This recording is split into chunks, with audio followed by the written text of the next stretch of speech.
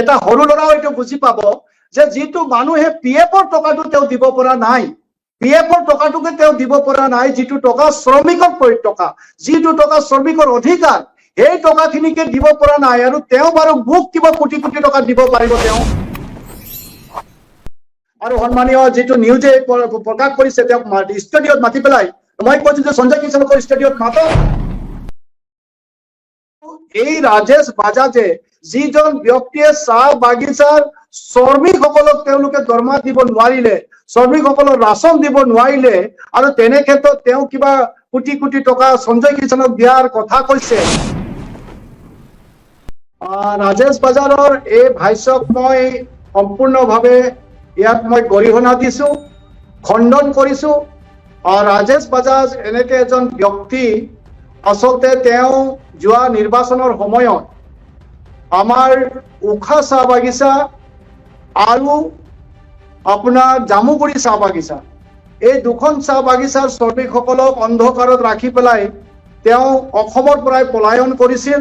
আৰু য'ত নেকি হাজাৰ হাজাৰ চাহ শ্ৰমিকে তেওঁলোকে দৰমহাৰ পৰা বঞ্চিত হৈছিল, তেওঁলোকে ৰাচনৰ পৰা বঞ্চিত হৈছিল, খোৱা বোৱাৰ পৰা বঞ্চিত হৈছিল, এটা ভয়াৱহ পৰিস্থিতি। আমাৰ দুখন উখা চাহ বাগিচা আৰু জামুগুৰি চাহ বাগিচাক তেওঁ এৰি থৈ পেলাই গৈছিল।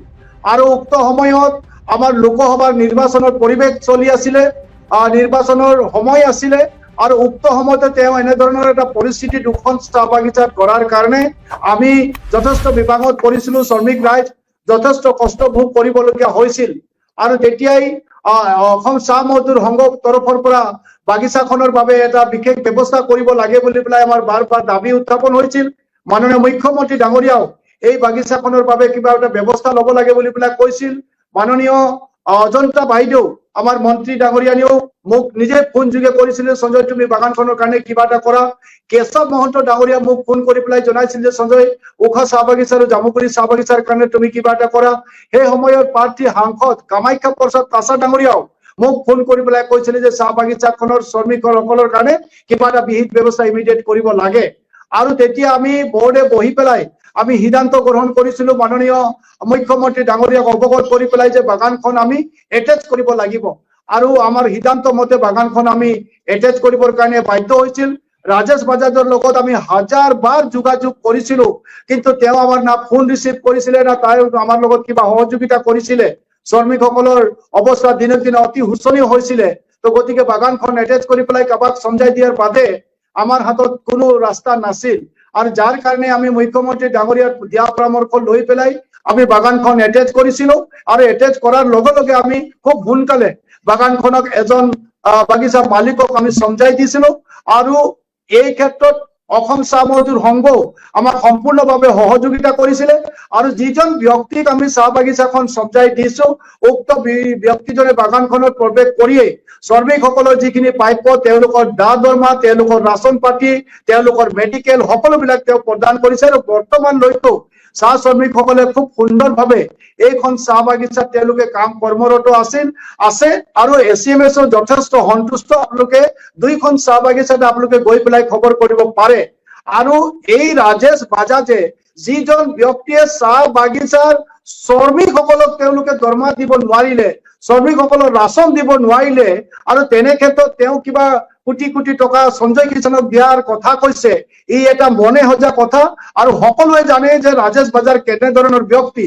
মই আকৌ কৈছো যে ইয়াৰ আগতো ৰাজেশ বাজাজ ডাঙৰীয়া বহুত দিনলৈকে বাগিচাখন এৰি থৈ গৈছিল, তেতিয়া আৰু বেছি হাহাকাৰ অৱস্থা আছিল। এটা সময়ত বাগানখন বন্ধ প্ৰায় হৈ গৈছিল, গছ গছনি নষ্ট হৈ গৈছিল। তাৰ বহুত দিনৰ পাছত আকৌ তেওঁ বাগানখনলৈ আহিছিল, তেওঁক বাগানখন দিয়া হৈছিল, কিন্তু সেই তেওঁ নাটক কৰি পেলাই আকৌ পুনৰ পলাই গৈছিল। যাৰ কাৰণে আমি তেওঁৰ বাগানখন আমি ল'বৰ কাৰণে বাধ্য হৈছিলো, শ্ৰমিকৰ স্বাৰ্থৰ খাতিৰত, শ্ৰমিকৰ অধিকাৰ প্ৰদান কৰাৰ স্বাৰ্থত।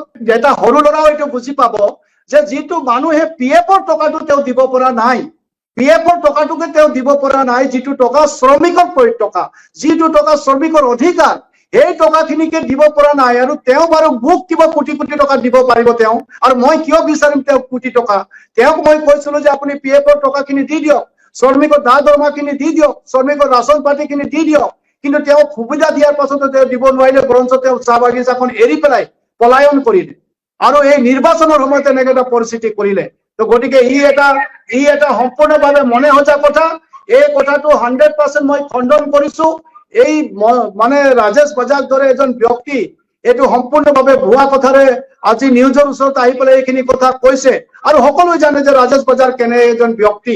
নিশ্চিতভাৱে মই আইনী ব্যৱস্থা ল'ম। মই যোৱাকালি মই এই কথাটো গম পাইছো আৰু সন্মানীয় যিটো নিউজে প্ৰকাশ কৰিছে তেওঁক ষ্টুডিঅ'ত মাতি পেলাই মই কৈছো যে সঞ্জয় কিষাণক ষ্টুডিঅ'ত মাতক আৰু সঞ্জয় কিষাণে এই কথাখিনি ক'ব। আৰু মই প্ৰত্যাহ্বান জনাইছো যে ৰাজেশ বাজাজৰ ওচৰত তেনেকে যদি মই কিবা ফোন কৰি পেলাই দাবী কৰা বা কিবা ৰেকৰ্ডিং কৰা তেওঁৰ ওচৰত যদি আছে তেতিয়াহ'লে তেওঁ প্ৰকাশ কৰক। আৰু যদি কৰিব নোৱাৰে তেতিয়াহ'লে আইনগত ব্যৱস্থা ৰাজেশ বাজাজৰ ওপৰত মই ল'ম। এইটো মই আজি আপোনালোকৰ চেনেলৰ জৰিয়তে এইটো মই প্ৰকাশ কৰিছো, ৰাইজক মই অৱগত কৰিছো।